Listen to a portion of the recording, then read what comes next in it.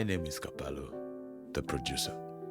I welcome you to my channel today as we continue discussing on how to mix a Rhumba song. On my previous video, I taught you how you need to be very organized before you start every mix as a mixing engineer, producer, or a sound engineer. So today, we're going to talk about gang staging. I always gang stage my projects. Gang staging is a very important process in music production.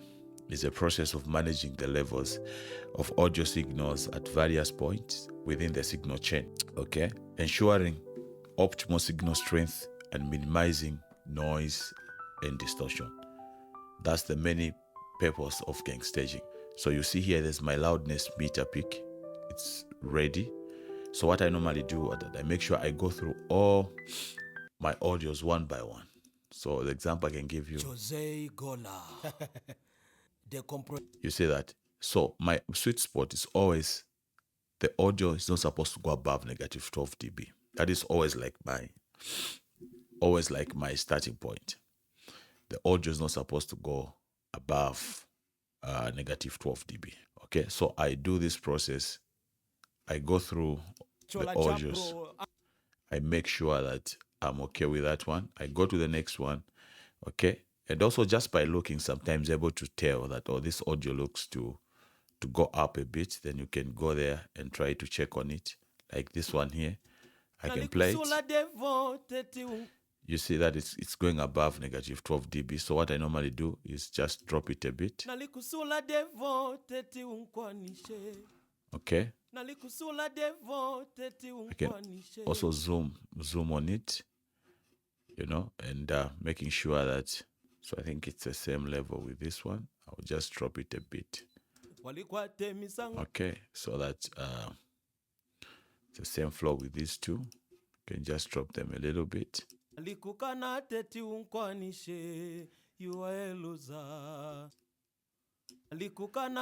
Okay, so my maximum is always negative 12 dB. Then my minimum is always negative 18 dB. So that's how I always, okay,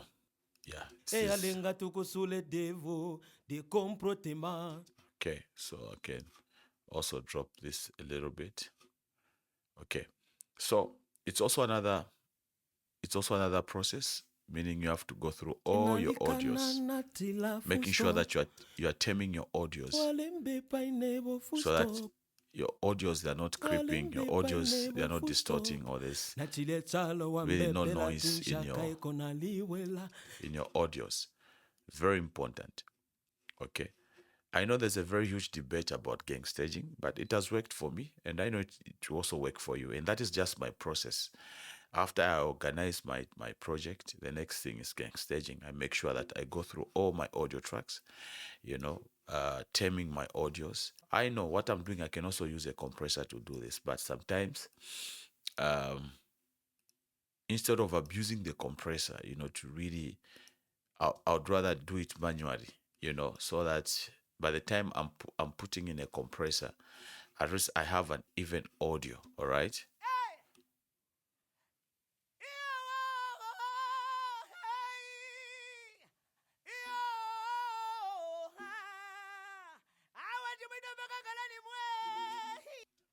Okay.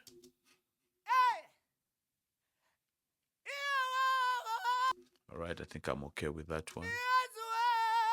I'm okay with that one. This part looks a bit loud. Okay, I'm okay with that one.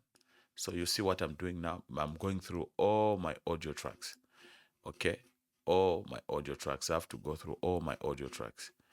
Okay, these are my BVs.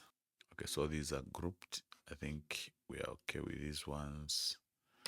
These ones I need to drop a bit. Also, these ones I need to drop a bit. Okay, so for my BVs, basically, I can still do them in the mix. Okay, so let's go to the keyboards. Looking at this one. Wow, it's also a bit up. All right, so the importance of gang staging, you know, the number one fundamental importance of gang staging is that it prevents creeping and distortion. So you see already, just the keyboard, it's hitting about negative 6 dB. So you can imagine, you know, if you just start mixing without gain staging, so it means you are going to have a challenge with issues of creeping and also distortion. So that's the major, importance of gain staging, you know. So let's drop our keyboard.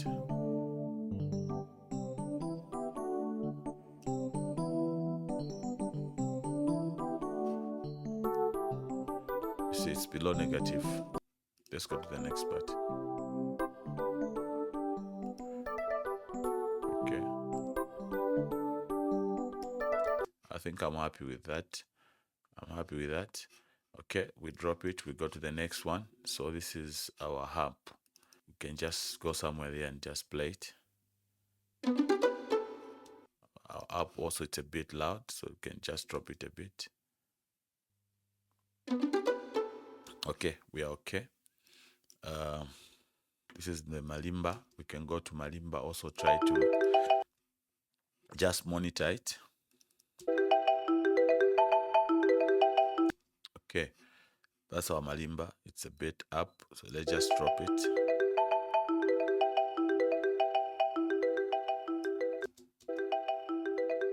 Okay, so I'm taming my audios. All right, so the important part of gain staging is preventing creeping and distortion. Gain staging is very important. For if you really want to achieve a clean and balanced mix, this is the best process that you need to do. So gain staging is going to help you. Number one, to prevent distortion and noise in your mixes. Number two, it gives you a clean and balanced mix. Okay. Okay, so I'm okay. I come to my brass section.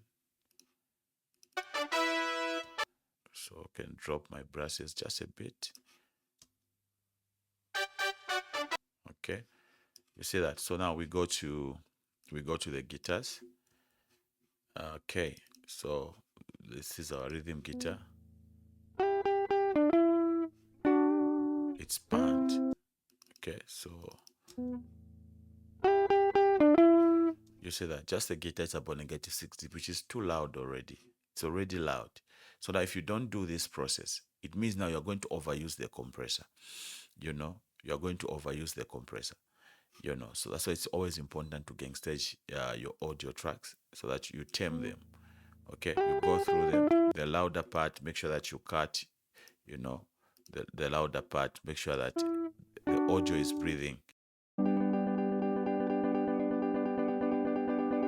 So we go on the next part. So I can drop all of it. So let's just go through it. Let's try to monitor it. Check. I think we are okay. Yeah, I think I'm happy with the way the audio waveform is looking. Okay, so now we can go to the next guitar, the second rhythm guitar. Also from the start, it's already loud. You see that? So let's drop overall. Okay, let's go on the next part. Okay, let's go on the next part. I'm okay with that. So this is the importance of gain staging. So that part is a bit up, it's a bit creeping, so I can drop it and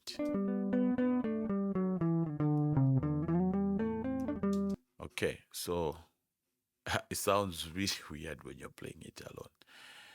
But when everything plays together, my God.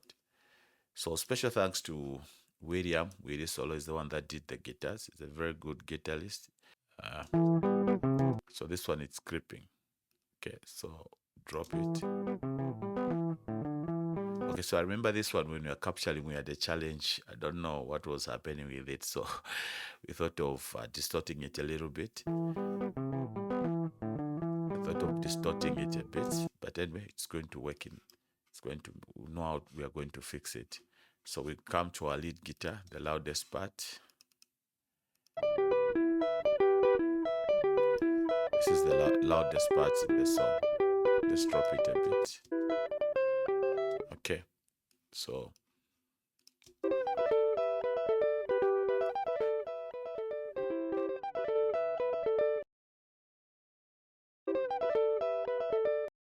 So I'm happy. Let's come to this part. It's too loud.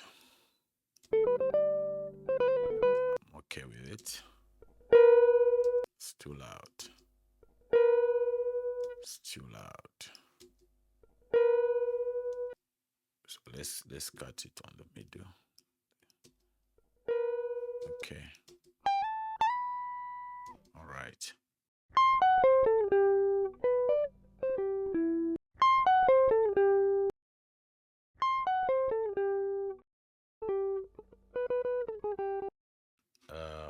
Come to this part.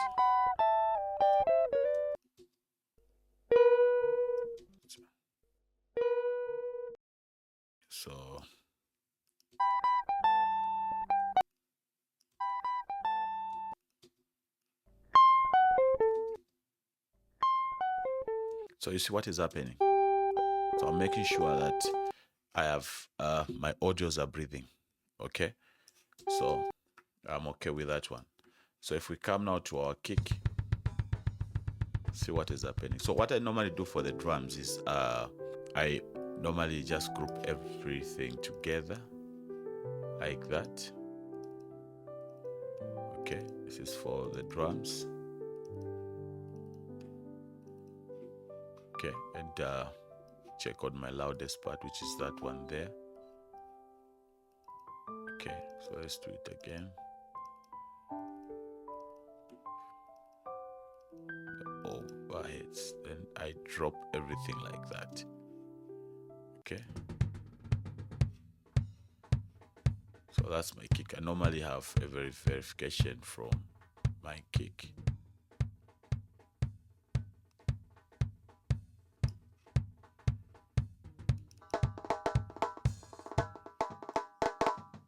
Okay, I think I'm happy. So once I do the kick snare, then I normally go to the overheads.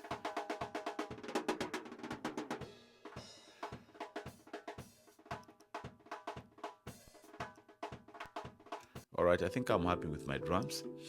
Okay, so this is how you do it. Okay, don't be lazy. This is how you do it. So I come to my bass. So let's also tame our bass guitar. So let's start from the top. Basses normally they tend to be loud, especially if also maybe you are using an amp. Bass guitars they tend to be very loud, and sometimes if you are using it, you've used a DI, also bass guitars they tend to be loud. So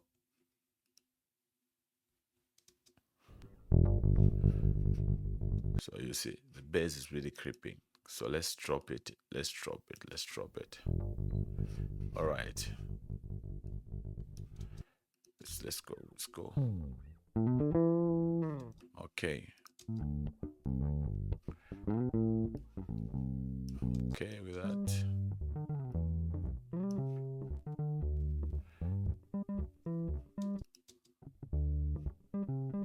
It's let's just do the overall.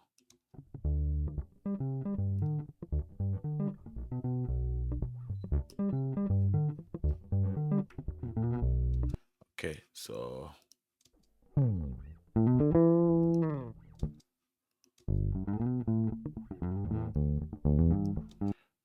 this part which is loud. So let's tame this part as well. Let's just zoom out and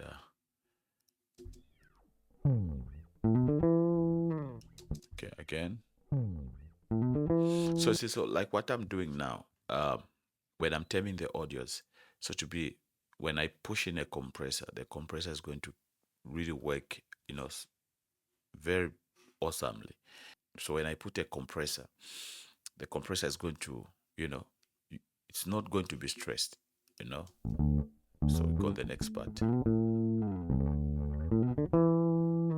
Okay, so like this, you can also do that. Just drop it a bit. There's this transient which is popping out. This transient which is popping out. You can also just tame it a bit, so that you really don't over, use the compressor.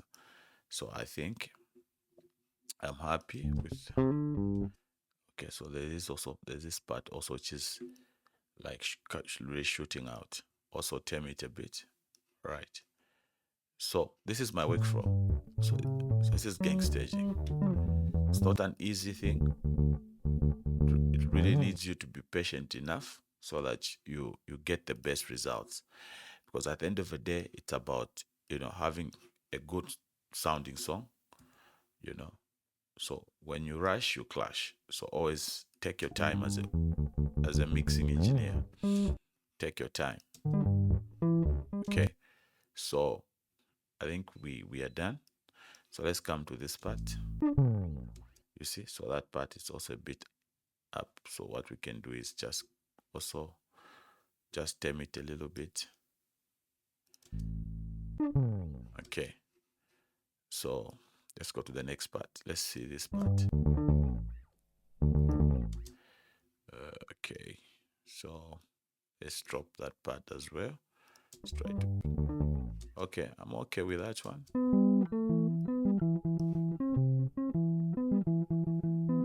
Okay.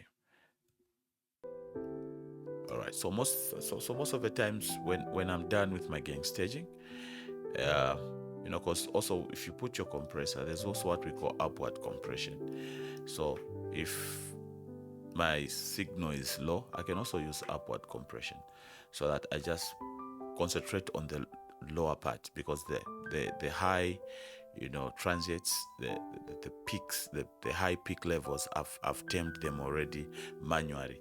So it's easy, when I start working on the compressor, I start working on the attack and the release. It's easy for me to balance it well, and many other times that I use upward compression instead of downward compression, so that it's easy for me to tame the audios. Yeah, so this is gang staging. So the importance of gang staging, as I said earlier, number one, you prevent creeping and distortion. That's the importance of gang staging, preventing creeping and distortion. So, and also, if you want to achieve a clean and balanced mix, gang staging is the best tool in mixing a song. And also, a mix with proper gang staging will have a clear, more balanced sound with less unwanted noise and distortion again. So if you want your mix to be clear, well balanced, gang staging is the process. All right, so this is my workflow. Today we have covered gang staging, and I've taught you what gang staging is. So on the next video, we are going to look at my next step that I take when mixing, and that is a static mix. All right, that is what we are going to look at in the next video. So I hope that you have learned something in this episode. I hope that you have learned one or two things. So I know you understand what gang staging is, the importance of gang staging. The main importance of gang staging is to prevent creeping and distortion in your audio tracks, at various points within the signal chain, ensuring optimal signal strength and minimizing, noise and distortion. All right. So I'm happy. I'm so excited. Please don't forget to subscribe to my channel, like the video, and also turn on the notification bell so that you don't miss out on the next upload. So on the next episode, I'm going to teach you about a static mix. So my process is like that. I need to be organized, sorting out my tracks, naming my tracks, and later on color coding my tracks. So after I do the color coding of my tracks, the next stage that I always do is this, what we have done today, gang staging. Okay, so once I'm done with gang staging, I normally come to my mixer, playing everything together. Okay. So there's headroom for me, so that by the time we are starting mixing and pushing in EQs and compression, we're still going to maintain that beautiful headroom. So that's the importance of gang staging. you hear that I haven't done it. Everything is on 0, but it sounds beautiful. It sounds flat.